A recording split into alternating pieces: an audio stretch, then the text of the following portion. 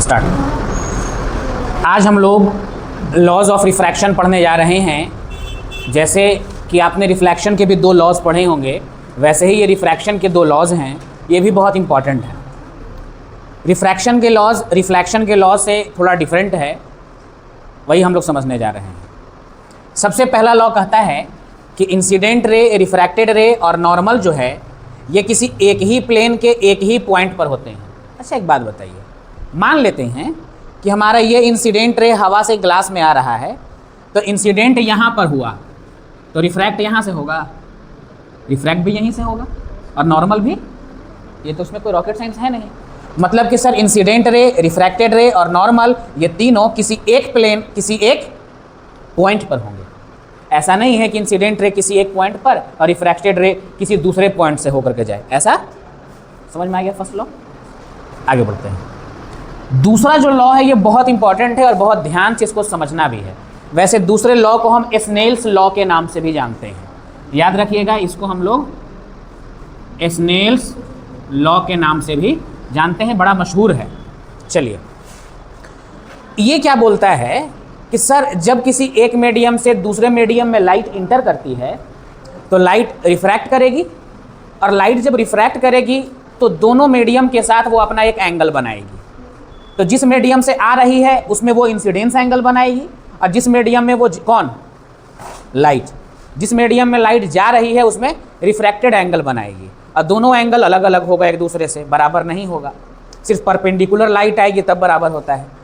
तो जब ये दोनों जो एंगल बन रहे हैं तो कहता है कि इन दोनों एंगल का साइन समझते हैं, ट्रिगोनोमेट्रिक रेशियोज पढ़ाया गया होगा आपको। तो कहता है इन दोनों एंगल का जो साइन है ना, इनका रेशियो क्या है, क्या है, कांस्टेंट है। मतलब ये फिक्स है, ये ना बढ़ेगा और ना घटेगा। चलिए एग्जांपल से मैं आपको समझाता हूँ। मान लीजिए कि ऊपर हवा है और नीचे क्या है, चलिए यहाँ लाइट आई, यहाँ भी आई, यहाँ भी आई, कोई प्रॉब्लम बोलिएगा।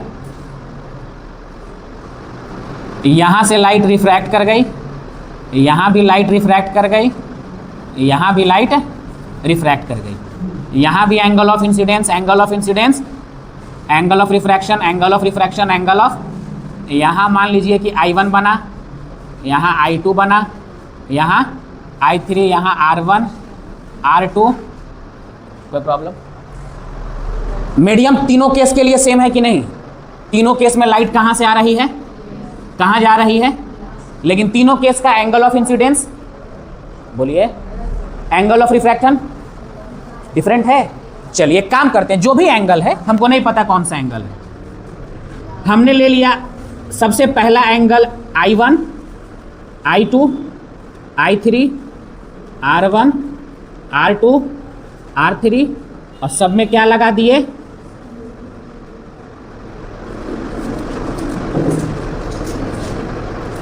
तो जानते हैं क्या कह रहा है स्नेल्स लॉ, इंसिडेंस एंगल बदल गया, रिफ्रैक्टेड एंगल बदल गया, लेकिन दोनों के साइन का रेशियो, बोलिए, नहीं बदला। I का वैल्यू बदल गया, R का वैल्यू बदल गया, लेकिन दोनों के साइन के रेशियो का वैल्यू, इसीलिए इसको हम क्या कह रहे हैं, और इसी लॉ को हम, समझ में आया, सबको समझ में आया। अगर आपका मीडियम चेंज नहीं है, लाइट का कलर चेंज नहीं है, लाइट का कलर चेंज करिएगा तो भी दिक्कत हो जाएगी। अगर आपका मीडियम चेंज नहीं है, लाइट का कलर चेंज नहीं है, angle of incidence, angle of refraction चाहे जो भी हो जाए, उनके साइन का रेशियो में कोई बदलाव नहीं आता है। किसमें बदलाव नहीं आता है, साइन के रेशियो में, ठीक है। ये कांस्टेंट होता है, इसी को हम स्नेल्स लॉ कहते हैं। अब इसका एक और पहलू है, वो भी समझ लेते हैं। सर जब किसी एक मीडियम से लाइट दूसरे मीडियम में इंटर करती है तो एंगल ऑफ इंसिडेंस और एंगल ऑफ रिफ्रैक्शन के साइन का रेशियो जो कि कांस्टेंट मिलता है, एक्चुअल में वो जो कांस्टेंट है ना, वो क्या है, मान लेते हैं कि लाइट हमारा हवा से किसी मीडियम में गया, हवा से, तो वो जो कांस्टेंट है ना, वो दूसरे वाले मीडियम का क्या बताएगा, क्या बताएगा, रिफ्रैक्टिव इंडेक्स। अब बात करते हैं कि सर रिफ्रैक्टिव इंडेक्स क्या होता है।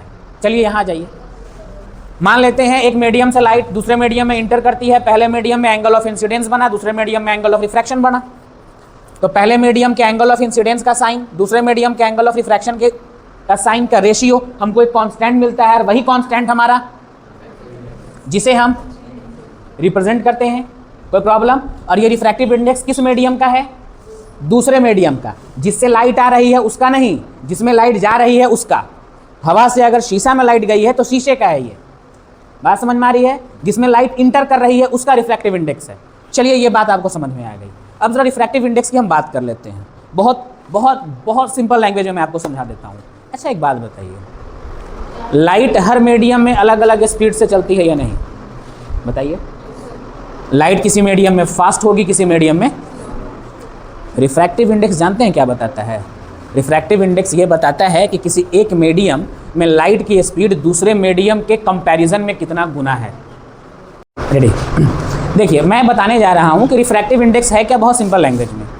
हर मीडियम में लाइट की स्पीड अलग अलग है, किसी मीडियम में लाइट की स्पीड ज़्यादा है, किसी मीडियम में लाइट की स्पीड कम है।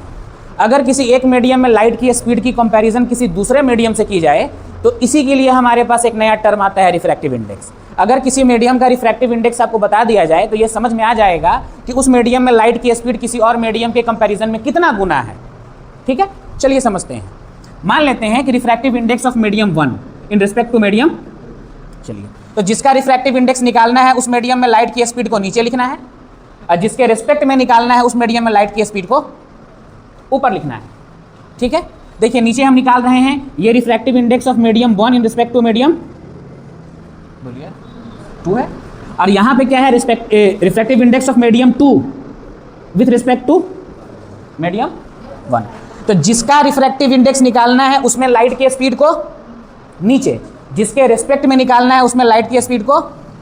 ठीक है, चलिए एक एग्जांपल समझाते हैं। मान लेते हैं एग्जांपल, ये वैल्यू कितना आया?